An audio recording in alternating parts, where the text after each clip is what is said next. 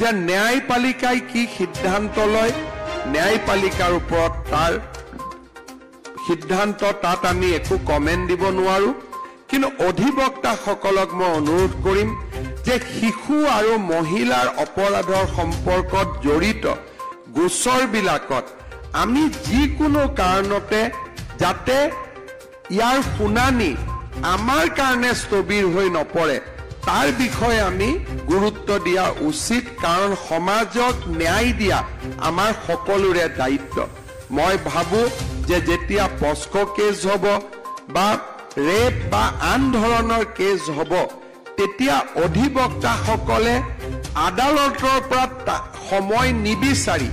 আদালতক বাধ্য কৰাব লাগে যে আধা ঘণ্টা বেছিকৈ শুনি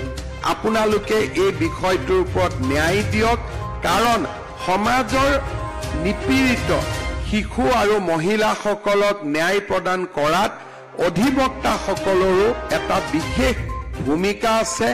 আৰু এই ক্ষেত্ৰত আমাৰ আৰ্থিক চিন্তাৰ লগে লগে আমাৰ সামাজিক দায়বদ্ধতাৰ প্ৰশ্নও আমি আমাৰ সন্মুখত ৰাখি আমি কাম কৰিব লাগিব। নিৰ্দোষীজনক আদালতৰ পৰা তেওঁক মুক্তি দিয়াটো আমাৰ দায়িত্ব, কিন্তু দোষীৰ শাস্তি বিলম্ব কৰাটো আমাৰ দায়িত্বৰ ভিতৰত নপৰে, বৰঞ্চ দোষীক শাস্তি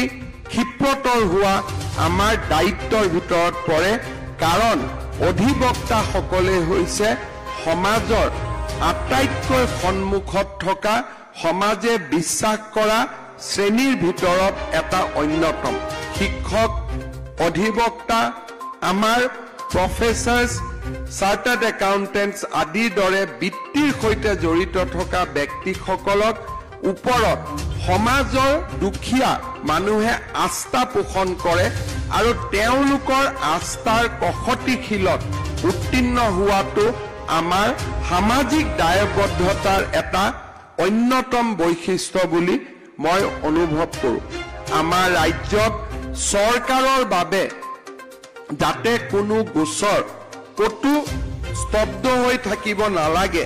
তাৰ বাবে আমি ডাইৰেক্টৰ প্ৰচিকিউশ্যন গঠনৰ দিশত আগবাঢ়িছো আৰু আমাৰ জিলা ন্যায়াধীশসমূহত ন্যায়ালয়সমূহত চৰকাৰী অধিবক্তা নিয়োগৰ ব্যৱস্থাটোতো আমি এটা ডাঙৰ ট্ৰান্সফৰমেশ্যন আনিবৰ বাবে চেষ্টা কৰিছো, যাতে তেওঁলোক চৰকাৰী বিষয়া হ'ব পাৰে, মাহত তেওঁলোকে চৰকাৰৰ পৰা দৰমহা পাব পাৰে আৰু তেওঁলোকৰ সামাজিক দায়বদ্ধতাক আমি যাতে এটা মেজাৰমেণ্ট কৰিব পাৰো সেই দিশতো আজি আমি